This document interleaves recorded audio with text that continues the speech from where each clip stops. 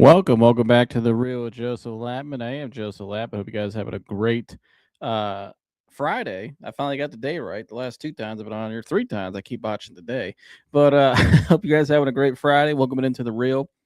It's good to see you guys. I know I've been off for a little minute. Ever since football season's been over, I'm taking a little bit of a break. Kind of reset a little bit myself and Mike and all the guys. So we're gearing up for the draft. We will have a lot of draft coverage for you guys coming up here. Probably starting maybe this weekend or next week for sure. So we'll be doing more draft coverage for you guys and get back into it. So yeah, man, been a lot of things going on in my life. Had a lot of changes, good things, all good things, and so it's taken a little more time for me less time for me for you guys up here on the show, and more time at other things in my personal life. So, but I appreciate you guys for supporting me, rock with me since day one, and shout out to all you guys, and shout out to you on the playback and everybody watching. So. Let's get a like button. Everybody hit the like button on the way here. Let's get a like rally going, and yeah. But talk some Cavs basketball today. My guy Humble and I are gonna be up here again. We will have a real life discussion again, I know you guys have liked that, and we'll do more of those. We got something today for you guys in the back end of the show, so stay tuned for that. But we're going to start off today with Evan Mobley and the Cleveland Cavaliers. Now, my last show I put out a film breakdown this week. And I kind of shredded the Cavs a little bit in the film breakdown. I'm not going to lie.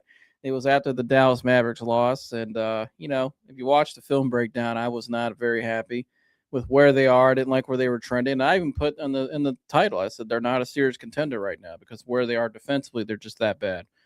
And not only just defensively, I didn't like what the stuff they were doing offensively. Just, I didn't like some of the shot selection, the how many threes they take a game. I just was not a fan of a lot of it. So, I went off on the Cavs in that last show I put out. But since then, they've had two games since. They played against the Milwaukee Bucks. They played against the Chicago Bulls. Not great teams, but, that's who they're playing, two division teams. And I thought they played a little better. I thought defensively they were better against the Bucks. I thought they were a little better against the Bulls. Still not where they need to be defensively, but still clean it up. Obviously, they'll get Jared Allen back. Now, Donovan Mitchell, he's got their eye injury, so he's dealing with that. He got something else he's dealing with too, I think a lower body injury. So he was out last night, but they were able to get the win against the Bucks, 123-116, and they got the win last night, 115-110 over the Bulls. So they have bounced back. James Harden, Evan Mobley right now. Evan Mobley, in particular, to me, is having a really good stretch of the last few games. Last night, we'll start with the Bucks game. The Bucks game, he had 27 points, 15 rebounds, was 12 of 21, only shot 2 threes, which I like him taking less, 3 blocks. And then last night against the Bulls, Evan Mobley had 26 points, 14 rebounds, 3 assists, and only shot 1 3, but was 12 of 19. So you see Mobley here, the trend, and I've been saying this, getting the ball inside more, get him closer to the basket, stop making him play like, they want him to be KD when I say he's more of AD, where he needs to get the ball in the paint and dominate down low. And I think without Jared Allen down there, I think it's made Mobley a little better. He's had a little more space to operate. And, I think if they utilize him properly, which I think they're doing more the last 2 games, he can be effective. He can play at his highest potential. But the way they've tried to force him into playing this style of sitting on the perimeter and jacking up threes and having to go one-on-one from the perimeter and not getting a lot of touches near the basket, I think that's why he's had a lot of inconsistencies that people point out all the time. I think when you get him the ball closer to the basket, he performs and plays better. And I even got a couple plays from the Bucks game I'll get to in a minute, but shout out to my guy, DFJ Hoops is in the building. He said, what's good? What's good, brother? Good to see you. Go subscribe to DFJ Hoops. He covers all things Philly, 76ers, and really just NBA in general. Great content creator, so make sure you go subscribe to my guy. Good dude as well. But Mobley ain't like that. But good to see you, brother. Yeah, he's not a Mobley fan. But joining me now is the man himself, the most humble man. Humble is in the building. Humble, what's happening? Hey everybody, who's live listening and on the playback, Joe. It's good to be here, man. It's good to be here on a nice Friday after a nice win. Two So wins back to back. Oh, yeah, that too. But But whenever the Cavs are winning, we're winning. yeah, yeah, finally some winning.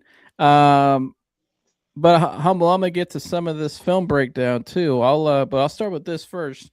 Just your initial reaction to the Cavs' last two games. Last two games. I can tell you at the Bulls game, a lot of people were biting their nails fourth quarter, during crunch time. Um, I think that also that Bucks game was pretty close too. But I'm happy for the guys winning. We were not too good at the beginning of the season, so it's good to see our record start to even out. We're just know Detroit, we're coming for that first seed. Now I'm joking. We probably won't be able to get that first seed, but yeah, I like what we're seeing. I like what we're seeing with no Donovan, no Allen, no problem. Last two games. What have you thought of Max Strus's return? What do you think of his last two games? Uh, it's been hard to watch. Seeing him get back out there. I know he had 0 points last night, 6 rebounds. Uh, He looks like a guy who's coming off an injury. yeah, yeah, he does. That first game, his comeback, he looked happy to be out there, back in the rotation and everything. Um, if you're looking at the rebounds, that's good. Uh, but yeah, you could see he's still he's dealing with something out there.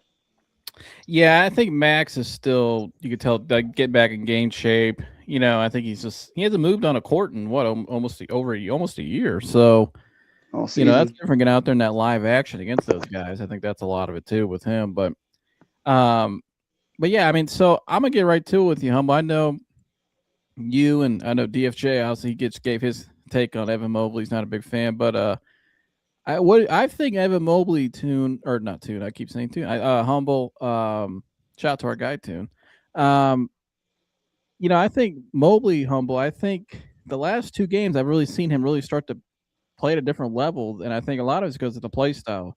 I think they're utilizing him a little more properly.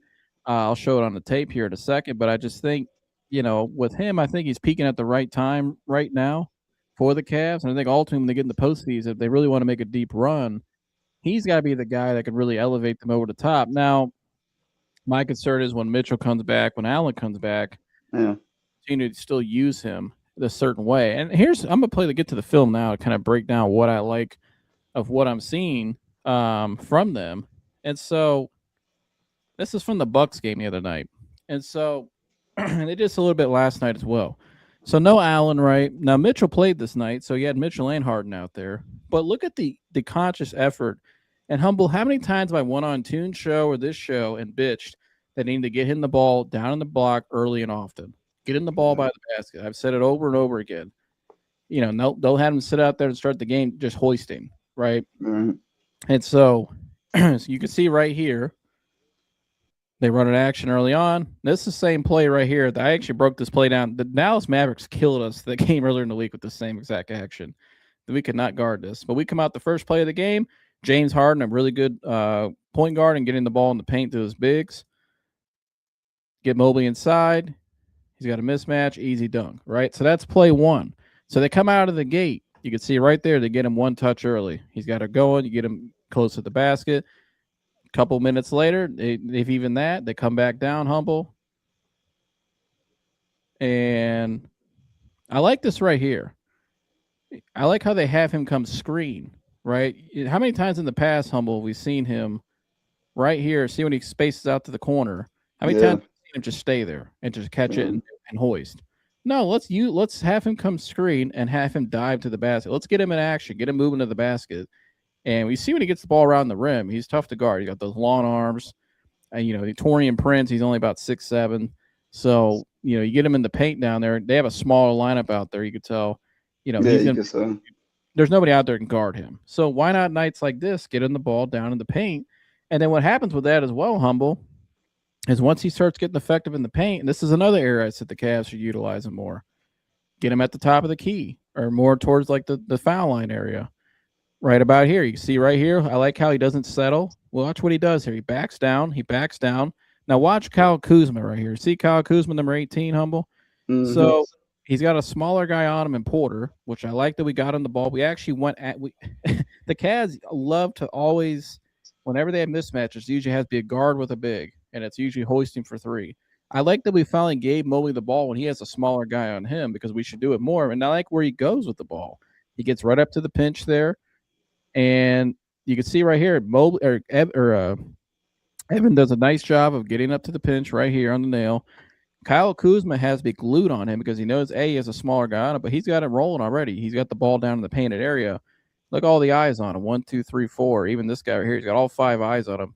He does a nice job just cutting right here. Dean Wade's open right here in the corner for a wide open three. But I like how Mitchell just slashes to the basket. Don't just sit out here and jack up a three. Let's get closer to the basket. Gets him a nice pass. Gets in the middle of the paint, wide open. I think they were in a zone there, Milwaukee, so they did a nice job of penetrating the zone.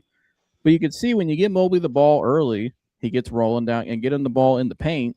He can get in rhythm. But also as the game goes on, I can utilize him more as a playmaker in situations like this where he's gonna draw a lot of attention in the paint area. He can get guys like Donovan easy baskets like that, where Donovan doesn't have to work so hard to get points up on the board, right? Yeah. And they go back to him again. Let me let's look at my notes here. Okay, so on the next play I have here, 1 minute and 18 seconds. I think they believe they're getting the ball in the paint again. And right here, nice pass by Samuel. But I like how they're penetrating. See how they're not hoisting. They're not just trying to sit out on the perimeter and just jack up a bunch of threes. Let's attack the basket and use our guards that we have and just penetrate. I don't care who you are. Sam Eric put the ball on the floor like he does right here. Try to draw the big up and get Mobley just easier looks. You know what I mean? Just he can have these all day. So that's 6 points right there, an assist, and we're not even halfway through the quarter yet, Humble. So you see how they're utilizing him more. And then I like Mobley right here being more aggressive with the ball in his hand in this next play here. Right here. I like how he gets the ball and he just goes for it. He's just being aggressive. I'm gonna back this guy down. I got a smaller guy on me. I'm gonna take him right down here to the post and just go to work. And does a nice job, gets a bucket. And so 8 points and assist early on and often in the game, I'll take that every day. So, Sure. I like how they utilized him more recently. They did this last night a little bit more.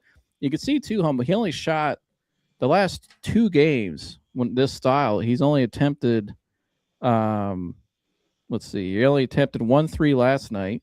That game against the Bucks, Humble, he only attempted 2 3s. So he's attempted 3 threes in the last 2 games. But he's put up 26 and 14. And last night he put up 27 and 15, which are monster numbers for him.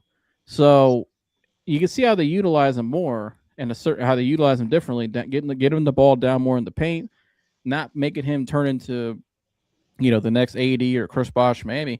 No, we want you to get the ball down in the paint area and be aggressive, draw attention, kick it out, be a little bit of a playmaker out of the pinch or down on the block, kick it out to the shooters, have guys cut back door. I like seeing more cutting like we saw the last 2 games, not just standing out there and space out and everybody just standing around with the thumb up their ass watching. I like this more team style basketball, but he could be the vocal point of the offense. It's up to Kenny to make it an emphasis on the game plan and for them to go out and execute it. And you see the results the last 2 games, Humble. I think it's a lot cleaner basketball. I'm curious your thoughts. Yeah, I could agree, especially with Allen not being out there. I mean, hell, Mobley, you're the biggest guy out there on the floor right now. As far as our team. So yeah, when you're looking at it from that perspective, you have to utilize Evan. And a lot of guys aren't. I mean, you could say it how it is. Maybe the Bucks aren't. And Bucks and Bulls aren't competing for a playoff spot right now or what have you. But it's like, I see what you're saying. Maybe Evan is peaking at a right time. They're running the ball through him. I liked what I saw from Harden. I could tell you that last night. Master class as far as I'm concerned. But Mobley, you're right. Mobley needs to be out there on the mismatch and put the ball on the rim. I mean, we don't have him out there for no reason. I'm proud of him as far as that Bucks game. I saw he had 3 blocks. But I'm always on his case as far as like why did we put you as defensive player of the year? I also want him to, you know, show his offensive game. So like you said, we don't want him to just be one dimensional. We want him to be a two-way player. Get him involved. If this is what's going to get him involved, hell, so be it. So yeah.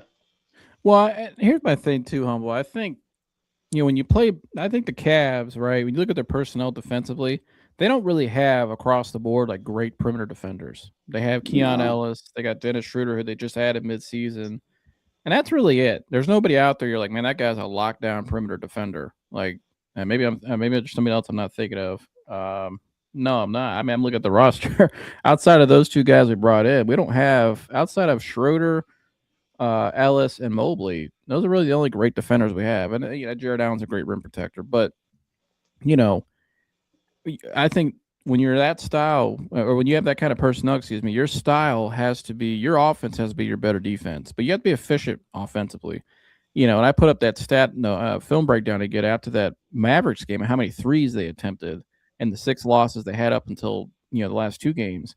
It was like they were themselves in the foot constantly. Terrible defense, getting killed in transition. Remember, like last year with the Pacers, never got back in transition. They couldn't stop the ball. It was like they were, and I really wanted Kenny in that show because it's like Kenny, the problems aren't getting solved. Like it's the same things. Teams are beating us the same way, and they know like teams like the Celtics usually attempt more threes than anybody in the NBA.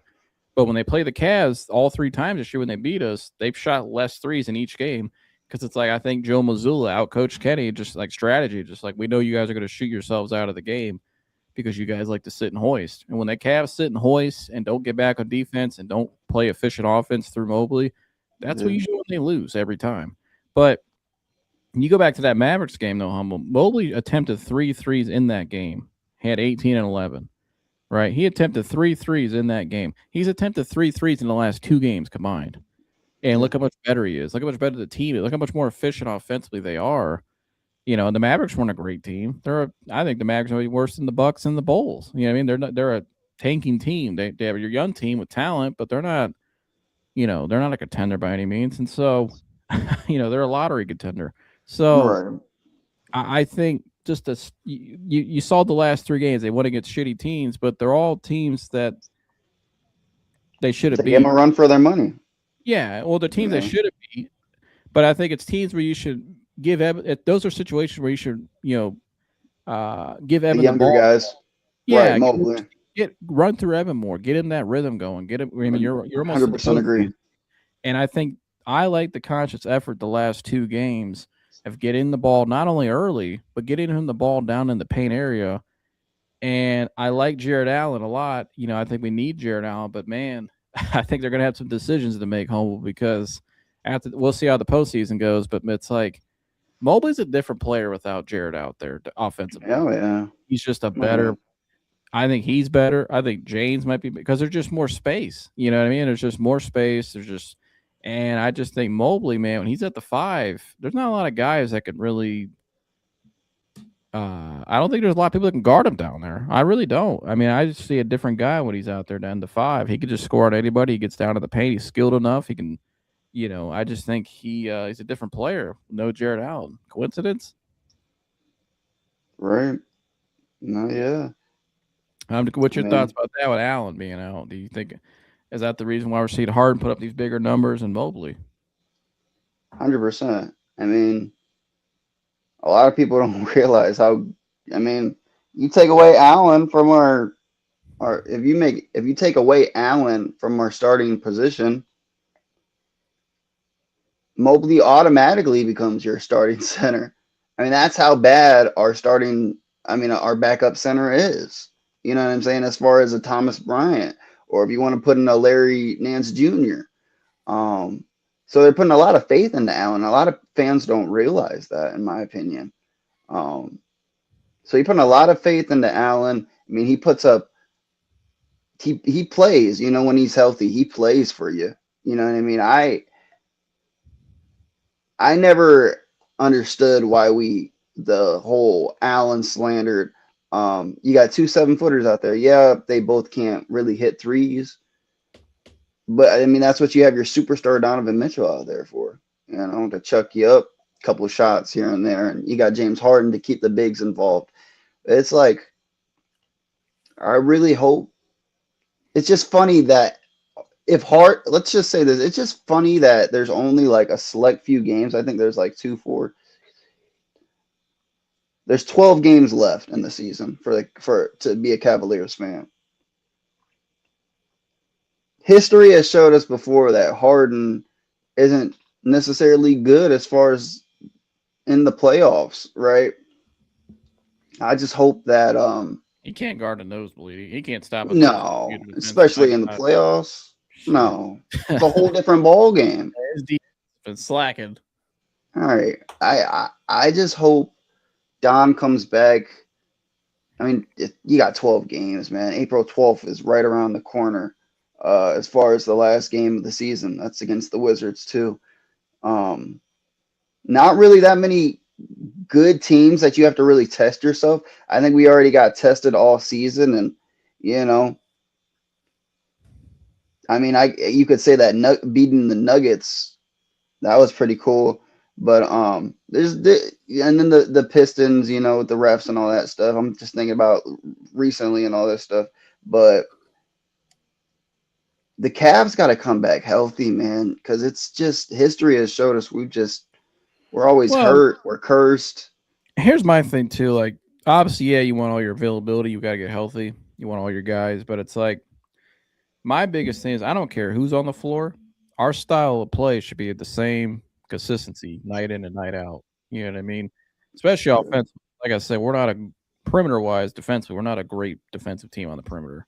So No, personnel wise, outside of Keon and Dennis, and that's but the you bench.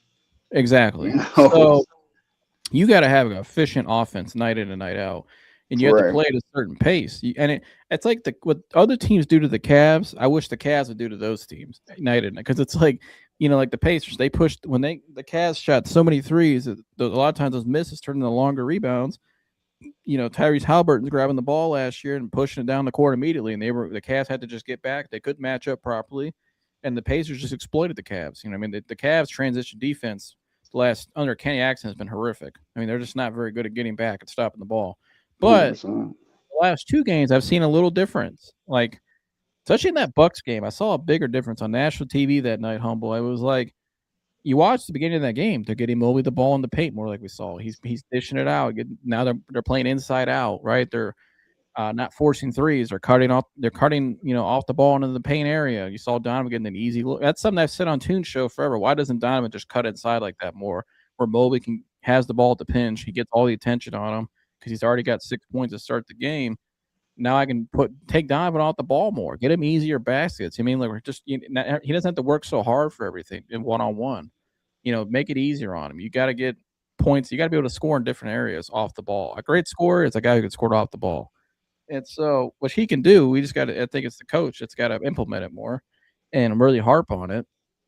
But what I saw in that game too, humble was the Cavs were the ones that were pushing the ball up the court in transition. They were the ones that had the Bucks backpedaling the whole game, and so I think that's the key for me. Is like the Cavs are finally playing at the style that teams have beat them with. But that really should be their style because they have the personnel to do it, and they're Yeah, really good at it when they play like that. They're hard to beat, and so when they play more inside out and push the pace more on other teams, they get better threes. They're more efficient. The thing I saw the last two games, humble, they've shot less threes than both their opponents in each game, and they won the rebounding battle. So when yeah, they shoot, and when you look at the team all year, when they shoot less threes than their opponent and they win the boards and they push the pace, they usually win the game 9 out of 10 times. So it's like, why? Where's that? We need that consistency more, you know. So that's why I'm like, yeah, we need to get healthy, no doubt about it. Health's number one, but also I'm the style of play going into the postseason. For you got a month out, it's got to be that same style, night in and night out. So you have a rhythm and who you are going into the postseason. Like this is how we can beat teams another way, rather than how we've lost the last 2-3 years. You know what I mean? yeah. And this is a little bit off topic, but I know last night fourth quarter. A lot of people, a lot of fans were saying, "Hey, sub Sam Merrill out for Jalen Tyson." Jalen Tyson had 18 and 11 rebounds, Mm. with 3 assists, 1 block, and 1 steal. I mean, that kid is everything we thought Isaac Okoro will be and better. I'm very high on Isaac. I mean, not Isaac. Sorry, Jalen Tyson. I like that kid off 23 minutes. Gave you 18 points, 8 for 14, 2 for 4 as far as threes. Sam Merrill went 3 for 8 as far as threes last night. And I'm not just trying to be a box score guy, but I'll tell you what, Jalen Tyson, you can't put a price on his ceiling because that kid he comes out to ball for you every night and he gives you heart. And I'll tell you what, this all goes back to my point that I wanted to say. Uh, Tomlin has looked god awful for us. We picked him up. We I think we extended him, right, Joe? And Yeah, I think they gave him a full contract for the rest of the year. he's been nowhere to be found. I mean, yesterday, 11 minutes, 0 points, and it's been like that for the past couple of games. I don't know if he's coming off. I don't know if he's dealing with. I know he was injured, but like I don't know what's going on with the kid. All of our guys got to find. I don't know if they're resting. They know this playoffs is coming up, or I don't know what's going on, Joe. But there's something about the Cavs that I don't know if they're waiting. They're putting their toe on the pedal. I don't know if they're waiting for it, but something's stirring up, I think.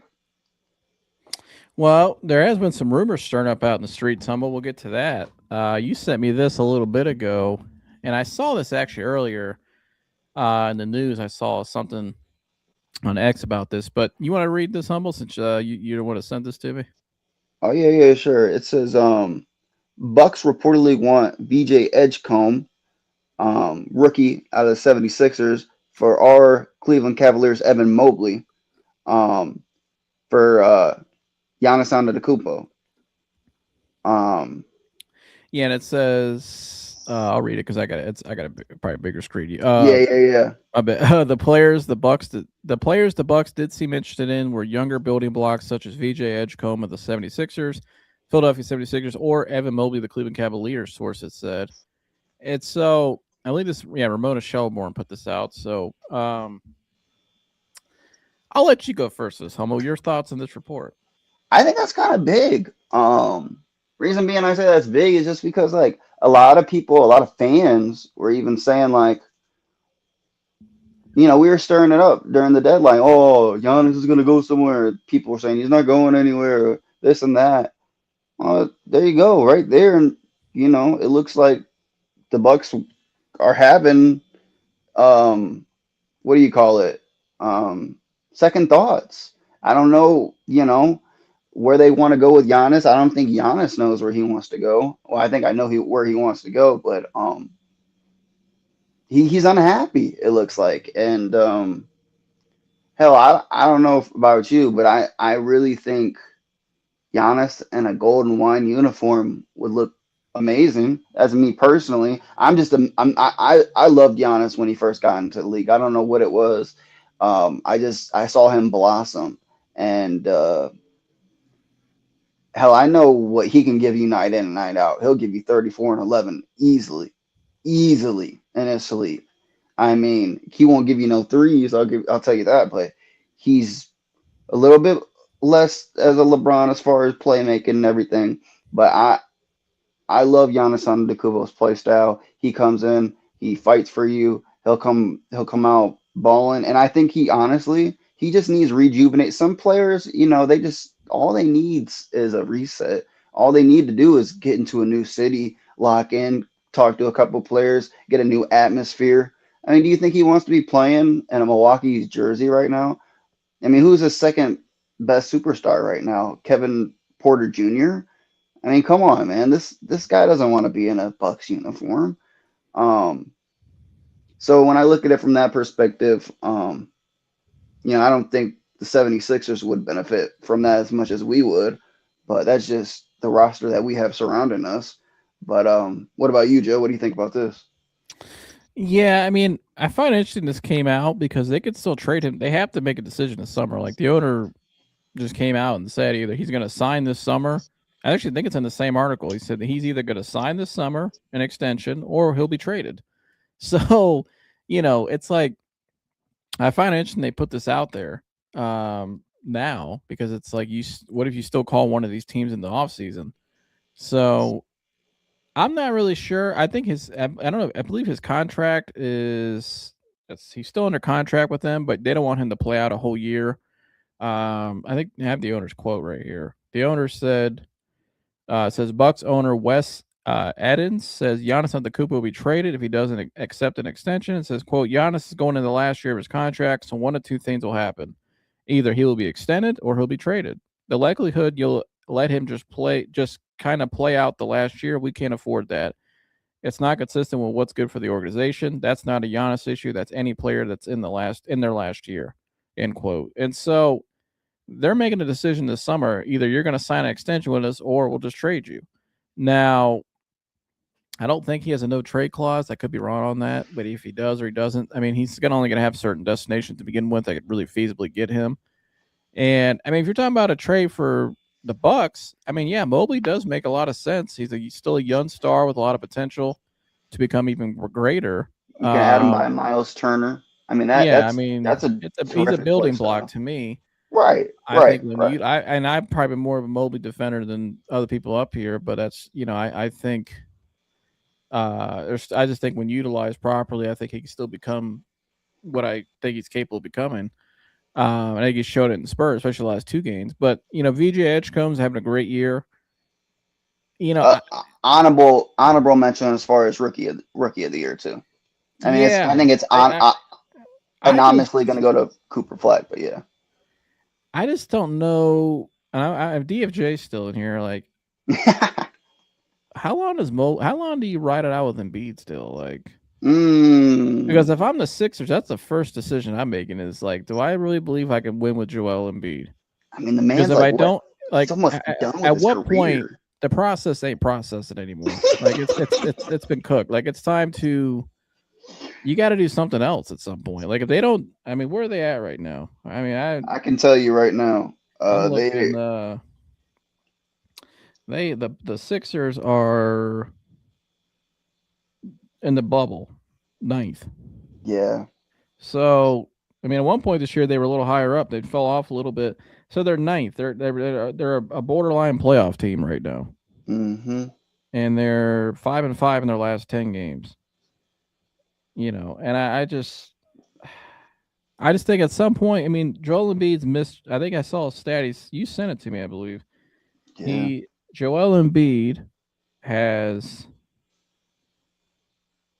played 485 games. He's missed 485 games. So he's missed as many games as he's played in his career. I mean, it's like at some point, when are you going to give it up? You're not going to win a championship with this guy. Like, Tyrese Maxey's a dude. I know what Maxey is. I have Edgecombe, who I think is going to be a stud. He reminds me a lot of Jaylen Brown. Like, that was my comp on him coming out was Jaylen Brown. I think he's a great player. Like you need wings in today's modern day NBA. I mean, you need guys that can play both ways, athletic, can do everything. Like, I'm not trading that guy. I would keep Edgecombe over Embiid. Sure. Why wouldn't I? He dropped 38 last night. He's on a rookie deal. He's playing at a high level. He's overperformed the selection. I mean, he's a dude. I'm very high on that kid. Yeah, him and Mobley would look good together too, Joe. Like, honestly, if you really look at it from that perspective, I mean, those kids, they're both young. I mean, I think. Well, they're not. Yeah, I mean, when do you move on from Joel Embiid? Yeah. Yeah, I mean, I'm not trading Edgecombe for. No. Yeah, I mean, because I don't believe Maxey, Giannis, and Embiid. It's really just Maxey and Embiid. Or not Maxey. It's really Maxey and Giannis that are going to be available. I don't know if Embiid's going to be available. I don't know how Giannis and Embiid would play along each other because they both need the ball. They're both guys that are going to be down by the block. So it's kind of, I don't know how the spacing would work. And then you got Maxey who needs the ball in his hand too. It's like, I think Edgecombe's done a nice job. He knows he's adjusted well playing with Maxey. They complement each other pretty well. I think you trade Embiid and just if you're the Sixers, you really want to take a step forward. You need to addition by subtraction. Get as much as you can for Joel Embiid or whatever you can get for him, and just you'll find that next piece. You're a Philly market. You're an East Coast market. You can get somebody there, maybe free agency or trade, Right. and Yeah. draft well again. Like you're not that far away. I just think you need the piece you've been holding on to is just not. You're not going to win with that guy. So he's not a Joel guy. Embiid's not your defense He's not anymore. leading anybody to a championship because he's not No. Yeah. available, and it's just it ain't happening. All right, Mm-mm. so I for the Cavs though for Giannis, look, the only way the Cavs should consider trading Mobley is if what I think is going to happen. LeBron's coming back this summer, right? That's domino one. Yeah. Domino two, you're We're signing. pushing one domino over. I like what you said there, domino. Okay. That's domino one. Domino two is going to be James Harden will sign his 3-year extension Yeah. Got to get him to sign again. that was promised him when he got traded here. Well, at least that's what was reported that he wanted to come here because the Cavs said, well, they'll extend him for 3. I think they're like a 3-year whatever. Um, and then the third domino would be, okay, you got to win now. Do you believe Evan can be the guy? Because I think either if you bring LeBron back, I think LeBron is coming back. I'm confident in saying that. I think he will be back if I had to bet right now. And I think Harden's coming back. I think for the long term of this team, and just you had to win, right? You're in a win now situation. I think they got to make decisions between Allen and Mobley. I just Oh, think now 100%. you have all these guys now in the perimeter. You have extra guys in Harden now, who's a great scorer. If you bring LeBron back, he's going to have the ball in his hands here and there.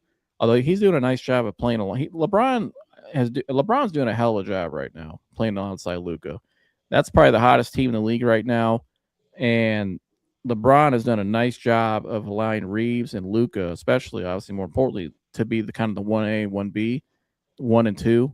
And LeBron's done a nice job of buying into a different role, taking not to say a back seat, but he's adjusted well and still putting up big numbers and playing well. So, like the other night at 30 against the Rockets, I mean, he was like vintage LeBron, just the dunks and everything. He was fucking balling out. Oh, I didn't mean to cuss. He was I did balling out see there. that. I did see that game. Yeah. Yeah, he had a great game. Lucas had what 100 points in the last 2 games, 40 the other Luke, night, 60 last Luka night. So Luka dropped 60 last night. I mean, and by the way, I didn't mean to cut you off or anything. That was a game where it was a flawless. Let it just happen against the Miami Heat team. By the way, a guy who dropped 84 had 28. I mean, Luka put up 60. I mean, that's impressive. You know what yeah, I mean? That's all we were saying on that last slide. You guys got to check that one out on the playback. yeah, yeah, I remember that. But it's a different thought to that. Maybe another day. But I Yeah, think the Cavs they got to make a decision on Jared and Mobley. I just don't yeah. think if you bring LeBron's come back, and then even if LeBron, let's say somehow he didn't come back, if something happened, and let's say Hmm. you're still bringing Harden back, most likely, they're a better team offensively with just one of the guys out there. And if I'd pick between Allen and Mobley, I'm going with Mobley. He's more skilled. I think he's just a better player, Ah, but he's just a better offensive. I mean, what I've seen from Mobley the last 2 games, I don't think Allen's capable of doing those kinds of things. So I think he could, Joe. But I don't think so. I have a question for you though. Honestly, going back because we're chipping in LeBron and everything. This is a genuine question with you because I know you're a big LeBron guy. I am too. With where this team is defensively, and this is a genuine question because I know Keon Ellis is also a free agent at the end of the year too with Harden. If LeBron comes back, you re-sign Harden. I don't know about. We don't have to throw Keon in this. Does this make the team worse defensively? Am I a question to you? I mean, I've thought that myself. And you got to put age in there, right? 100%. And I've thought about that myself, but I think that's where I would trade, unless I can get Giannis, I would trade Allen, and I would Mm, try to go get a 4 who's a very good perimeter defender, who's a 3-and-D guy. If I can get a forward out there next to Mobley and LeBron, who's a great defensive player, like I don't say great, but he's really good. Like he can switch out on guards. He can hold down the front line basically with Mobley. yeah. I think that helps out a lot because if you have a good back line, that really helps out a lot of things. But I think Mobley, either at the 4 or 5, he's going to protect the rim. He's a great defender. We know Yeah. that. Defense player of the year. If you have a guy out there at the 4 who can really, he can defend well down low, he can bang with guys down on the block, but also he could switch out and defend. I think that's key to me. A guy like remember what Dennis Rodman was for the No, Bulls. yeah. He could hold it down low in the paint, and he could switch out and go toe to toe with any guard, and it's at his size. I mean, he was just that great a defender and rebounder. So I think if I could find that a guy who can rebound, can defend, and can shoot threes, or not say just shoot three, but could space out. You know what I mean? Know your role. Yeah, I think if I could find that, like a Rui Hachimura as a guy, I think I Okay. would I know try to you liked target. him a lot. Yeah. I just think the fit with Rui, because I've seen him do it with AD and LeBron, right? And he played well. I think Yeah. I could see him doing that with Mobley and James. Like I think you put Rui out there. I don't know why I called LeBron James, but LeBron. I've seen him. If you put him out there between Mobley and LeBron, I think he would fit that role perfectly. He could defend, he could switch, he could shoot threes, he could rebound. That's exactly what you need. Rui's a guy I would target. You know, what I mean, if I can get him and maybe Dalton Connect for Jared Allen, I'm fine with that. You'd have Or to. maybe I somebody think else. you So probably trade like maybe like Allen, a pick, and Struce or something along the lines. Send him to LA or something. something along, yeah. Because now if I do that, I feel pretty good about my team defensively because I got at least I got a back line who can protect the rim and can switch out, and we can hold it down. You know what I mean? Teams can't just pick on us and try to get us to Right. switch when we switch stuff and pick and roll. They can't just bully us. And Rui could Um, give Jason Tatum a run for his money too. yeah, I think he would. And here, LeBron in spurts when LeBron wants to play defense, he could still play defense when he And feels like LeBron it. in the East will always be the king. Like, let's be honest with this. Come on, man. And LeBron, One thing defense, not to cut, but one thing LeBron has always been great at off the ball, yeah, defensively, is playing in the passing. Like he can pick stuff off. He's kind of like a free he's safety back coaching. there.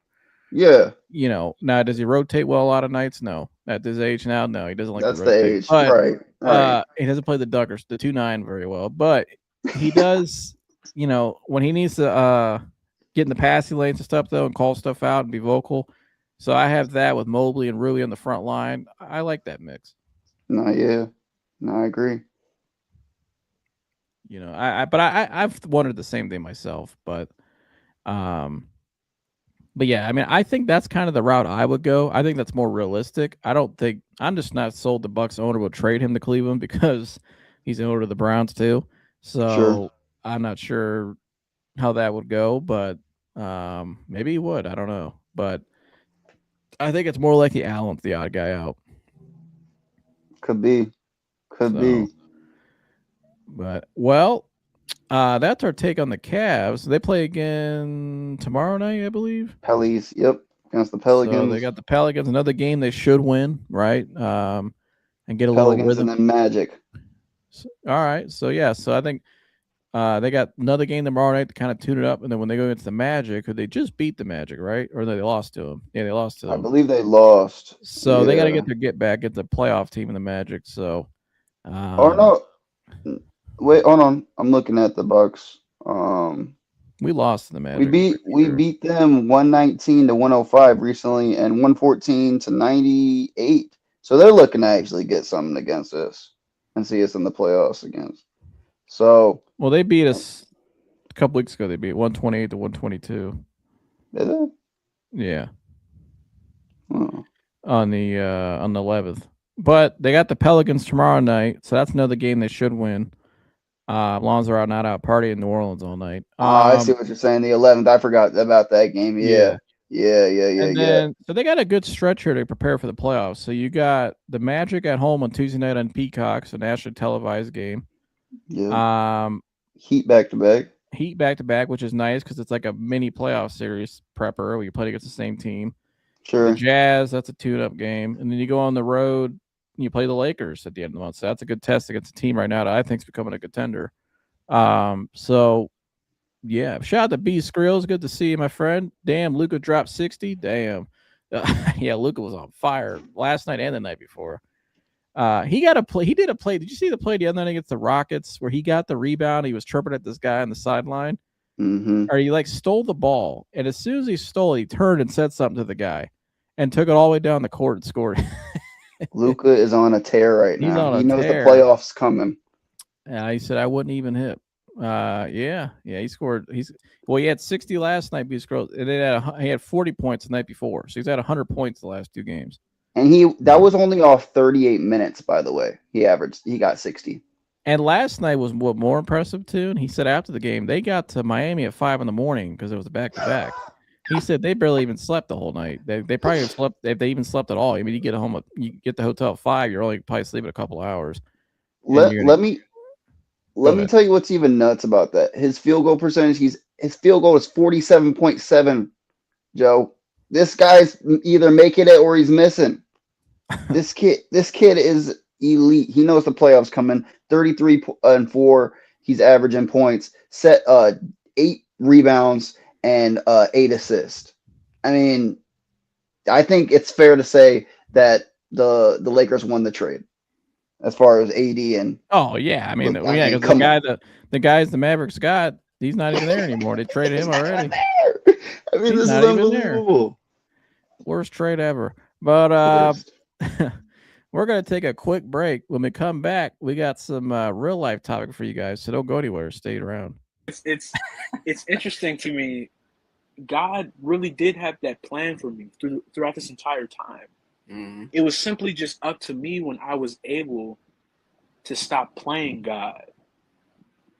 I thought I was the one making things happen. No, God is in control. A saying my dad used to always say was, man plans while God laughs.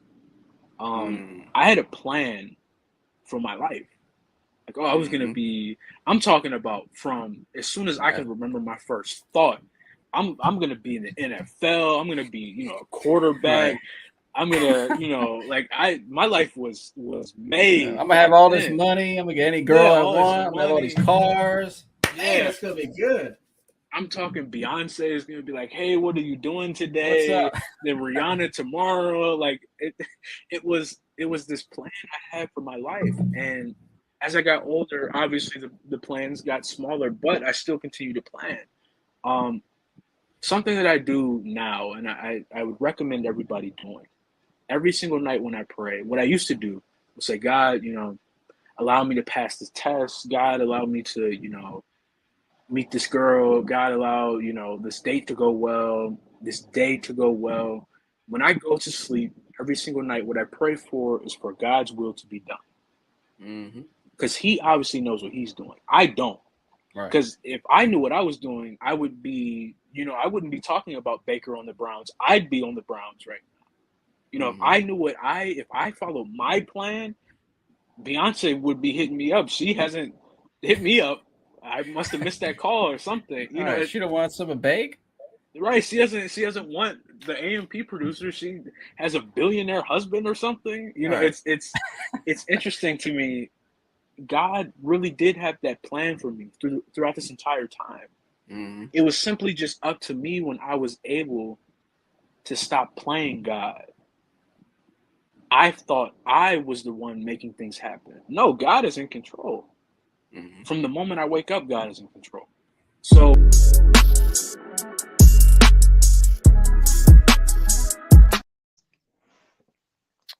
all right, welcome back.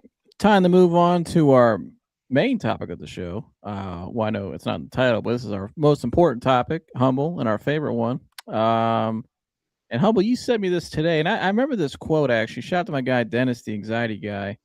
I actually first heard this from him years ago when I was watching his videos, and something I always, when I went through all those years of overcoming what I did, it was something I always actually had in my mind a lot. To keep pushing and going forward. It's from Winston Churchill. It says, if you are going through hell, keep going.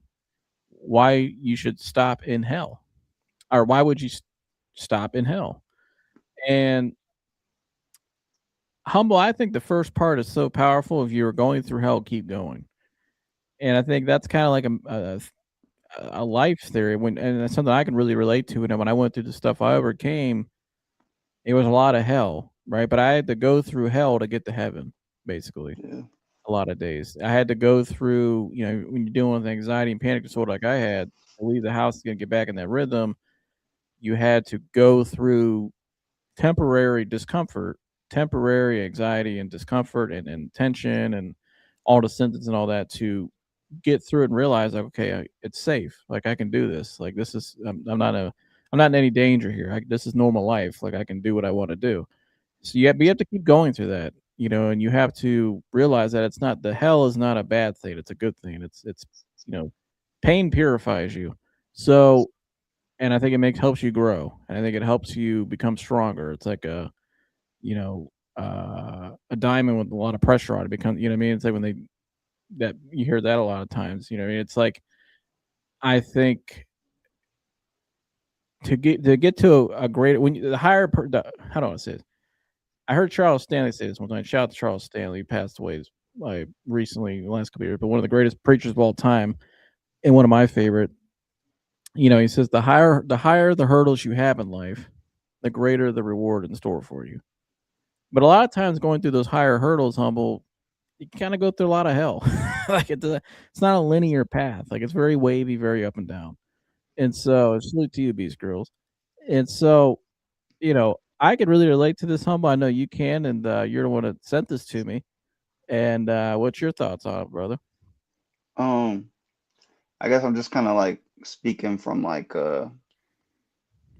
I when I'm speaking, I'm saying it to myself, but I'm saying it to like as if people could relate to it. But I'm saying like when I'm reading it, I feel as if like if you move forward even slowly, that makes for a change, and it doesn't have to be dramatic. Sometimes it just means like just keep going.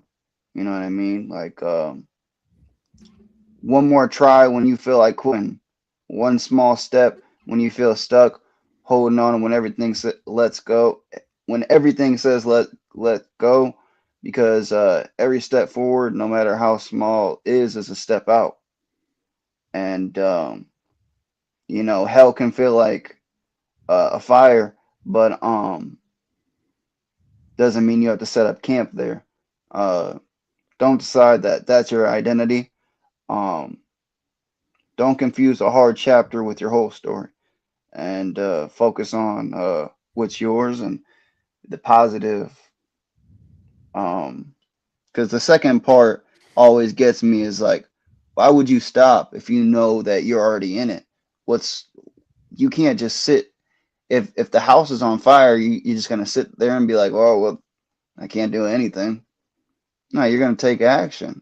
You got to take action of your life. You got to take control. You got to want it. You got to believe it. You got to, you know, see it for yourself and ultimately, you know, determine what life choices uh, coexist with your life and what you feel as if you should be chasing rather than other people around you.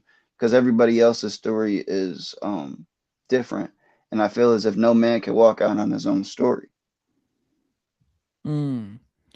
Yeah, that's a great point. I like what you said there too. How it's not worrying about everybody else as you should do. Because I think we've talked about this. I think nowadays in society, humble, especially with social media and everything you can have everything access. You can have access to anything you want instantly now. Hmm. Right? You can go on any Instagram or Facebook. Everything's so accessible now. I can see whatever so and so doing. If I want to know what's going on, just get on my phone. There it is. If I want to order food, I can just go on DoorDash now and get it brought to my house. Rather than when you used to have to get in the car 10 years ago and go to Taco Bell or wherever you went to, those kinds of places that never delivered. If I want to, you don't have to go to Home Depot anymore. I can go on DoorDash. Anything can be brought to you. Amazon, like anything you want, can be put right at your doorstep. Even a car now. So, which I think is kind of scary and not a good thing for long term because I think it makes a false perception in your mind of people that's like everything could just be so easily done. And I think if you just take the path of least resistance and you just kind of settle, I think you just kind of lower your standards in yourself. I think that's something a lot of people, I think in society you're seeing nowadays, a lot of people want to avoid the hell. They want to take the path of least resistance. They want to, and you see it with kids, and I even see it in high school level in sports. Guys want to take the path of least resistance. They don't want to go through the grind anymore. They don't want to sacrifice and win championships. They want to just all about what can I do for me, me. Right. And I think the opposite of I is team is the opposite of yourself is helping others, putting others first. I think a lot of times sacrifice. And I've said that on the show. We did our show a couple weeks or last week. That a lot of people nowadays humble. They don't want to sacrifice. They're not willing to sacrifice things to not only for the betterment of other people, but also just for their own growth. And I think if you really want to grow in life, you have to sacrifice certain things. You have to lay certain things down and surrender. You have to go through hell. You're not running away from the burning building. You're running towards the burning building now, right? Yeah, Right. that's a mindset. That's an attitude. That's a different kind of mentality that you have to adapt if you really want to grow in life. You really want to reach your goals and potentials and dreams, and not just going along with the flow and doing what everybody else does, because that may not be what God has called for you. But also, it doesn't mean just because what everybody else is doing is that's what they're doing doesn't mean it's right. A lot of stuff goes on nowadays I don't really agree with, and I'll never get down with, and I'll never go along with because I just don't agree with it. I don't think it's right. I don't think it's healthy, and I don't think it really accomplishes anything for myself or anybody else in the long term. And so, I think this is definitely something I wish it needs to be explained more to the youth. I think, especially high schoolers and college kids, like, because a lot of times, kids that grew up rough or poor or not with, or maybe a rougher home or don't have that love and support at home, or they go to college and they're struggling a little bit financially. They're trying to find themselves in life. It's like, yeah, you're going through a lot of hell, but don't stop going. Don't just give up. Don't just cave in. Don't just do what everybody else and just settle or just sell yourself short. Right. Keep going. Keep and ask God to really. I always look at the spiritual lens first, most importantly above all, because we really have one audience at the end of the day, and that's God, and that's that we have to please. And it's what is His purpose for your life? What is He doing? I think pain has a purpose. The pain I went through had a purpose, clearly, and you guys have seen it just not with this show, but just my real life, how it's helped people around me. My pain had a purpose. Humble's pain, you had a purpose. I mean, you're up here sharing wisdom now. You know what I mean, and you're giving back. It's like everything we do has a purpose with it. It's just, are you willing to seek that out through God, and are you willing to sacrifice what it takes to find it all the way through? Yeah. I was also gonna say too, with like the whole hell, like how it can feel like, and like it can feel like you're stuck in it. Back to the quote, but it's like as far as like it can drain your energy. You feel as if you're drained. Um, you're dealing with. My girl always says she's overstimulated. That's her word. She says like I've dealt with so many people today. I'm overstimulated. I can't think for myself. Um, I know people when they're going through hell, they cloud their thoughts up with alcoholism or smoking and drugs, all that stuff.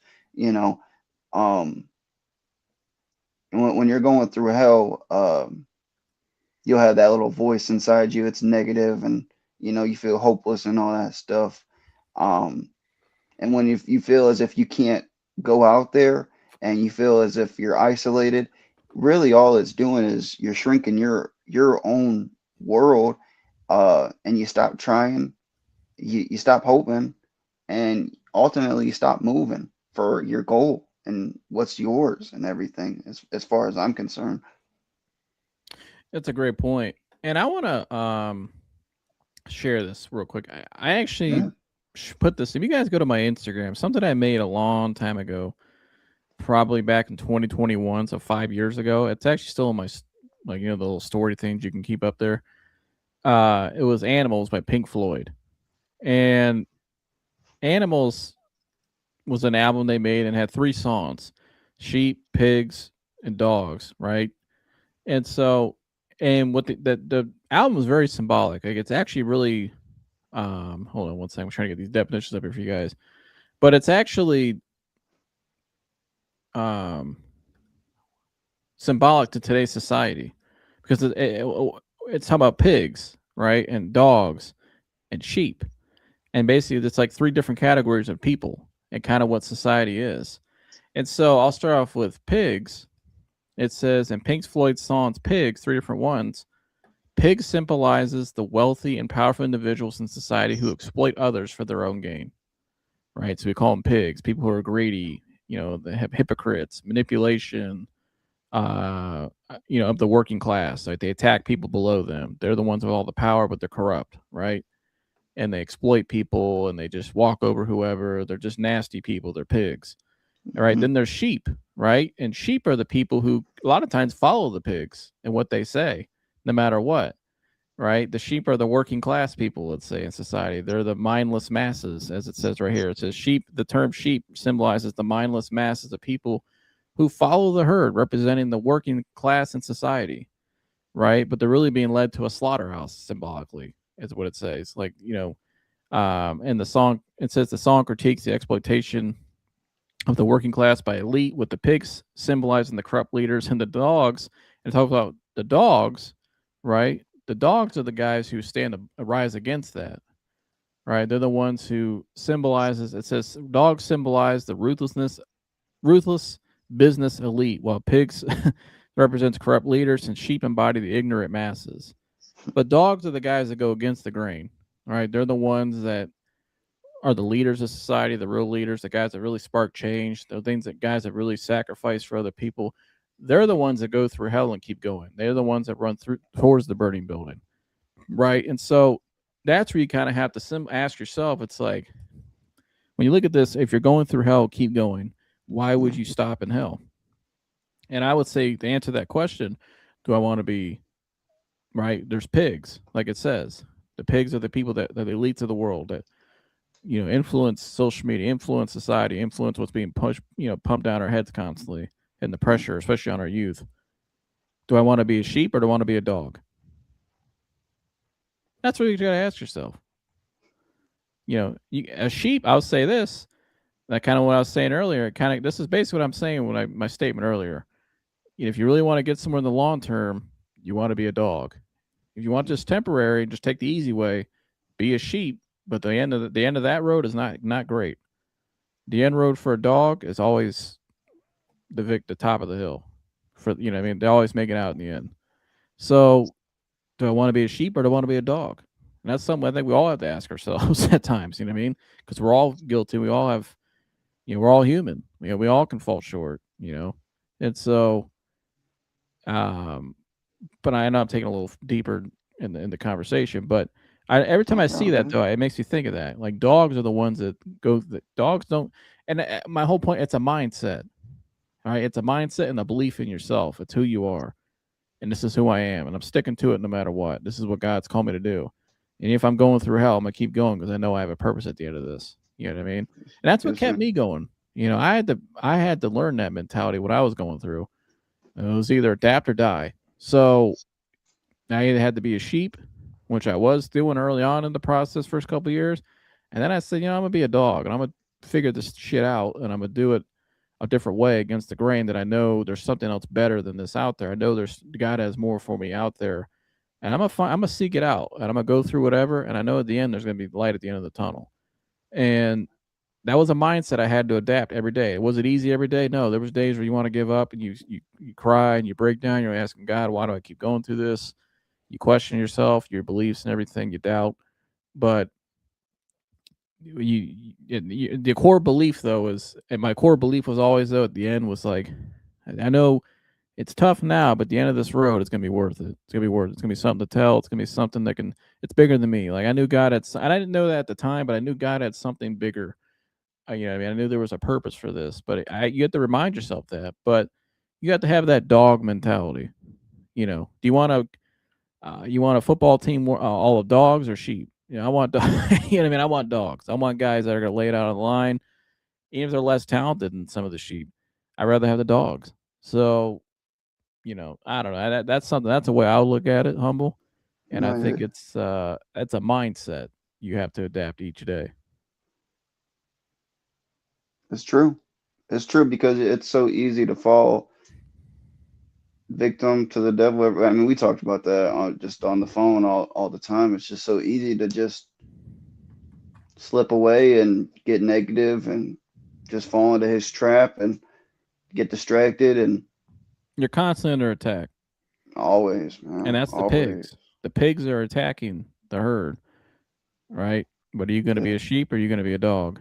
And have you ever heard that album? Anybody listening? Go listen to that album and really do research on it. Hell of an album, number one. Like our guy Mike, that's one of his favorite albums. And but Dogs, the song Dogs itself, all time classic song, great song, Ahead of its time. Ahead of its time. ahead of its time. I mean, you want to put that down on, you want to put that on your vinyl at night and just check it back. Who's better than you on a fucking Friday night? Nobody. Little basketball, little whatever, nice. But just sit back and listen to that. I mean, I'll tell you this: when all that stuff was going on 4 or 5 years ago, 4 or 5 years ago, in the world, stuff was going on in the world. 5 to 6 years ago, stuff was going on in the world, and there was a lot of stuff, going on. Guess what's on Jersey night? Sat list to every night. What's that? Dogs. Dogs. Every night, turn that on. But it was like a mindset, because we were going through hell, as society, we were going through hell. And I was, in my own personal life, I had a lot of hell I was going through, but it was a mindset. I had to adapt that every single day. It was like you had to build upon that core belief and act upon it, and so, but I think that's the key. If leaders go through hell and they run towards the burning building. But I think, unfortunately, nowadays, there's too many people that want to be sheep, because it's the easier way out, because it may benefit them temporarily. They may get they may even achieve what they feel like they need, which is wealth or whatever. But I'd rather be. You remember Ray Lewis once said one time before a football game, they were playing against the Steelers on a Sunday night game, I believe, right, in Pittsburgh, and he's giving a speech for the game to his teammates, and he's talking about how, we're in enemy's territory tonight, right? We want to go out there and be dogs, is what he was saying, basically. But he said, in life, it's better to be respected than liked. He said, to hell with being liked. He said, I'd rather be respected. You may dislike me, but if you may respect me, though, right? If you may like me, but doesn't mean you respect me. There's a difference. I'd rather be respected than liked. Yeah. And so I think a lot of times what I'm getting at here is a lot of times going through hell is going against the grain. People around you may not agree with it. People around you may say, why are you doing this? This is stupid. Give up. You know what I mean? Just do what everybody else does. Why are you wasting your time? If you feel like God has a higher calling in your life, you keep going through that. And you're going to seek it out. Because I'm telling you, I've been on the other side of that. I've been in that, and I know what the other side is. And I'm just telling you, stay there. Because the same thing was said to me when I was going through it at 19, 20, 21 years old. So stay with it. Just keep going. Just keep on keeping on. Hell yeah. But good stuff, Hubble. You got any more on this, brother? No, that's all, man. I appreciate being up here, and everyone on the playback and everyone who came in and got to listen a little bit. Absolutely. Shout out to our guy B Skrills. Shout out to our guy DFJ Hoops. Shout out to them, and shout out to all you on the playback who are tuned in today. And please like, subscribe, and share all that good stuff. Humble and I will be doing more episodes like this, and we're just getting started with this type of format. So we keep cooking up. And if you guys have a topic that you want us to talk about in real life or something, if you have a picture of like that, what we just put up there, if there's something you want us to react to, you can email it to me. My email is down in the description below, or message it to us, and we'll talk about it. We'll open anything, and we'll also have some more Cavs content, some draft content as well for the Browns coming up here. So like, subscribe, and share. But yeah, that's all I got for you guys. I'll see you guys in the next one. I'm saluting out of here. What are you doing, Humble? I am saluting out of here, and I hope everyone has a safe weekend. Be safe out there this weekend, fellas and women. I thought you were gonna do something crazy like Mike says when I ever ask him that. He's always got something exotic he's doing. I know what you're saying. Shout out to our boy TBF. But yeah, like Humble said, I'll see you guys. Have a safe weekend, and we're out of here. Gone. We're out of here.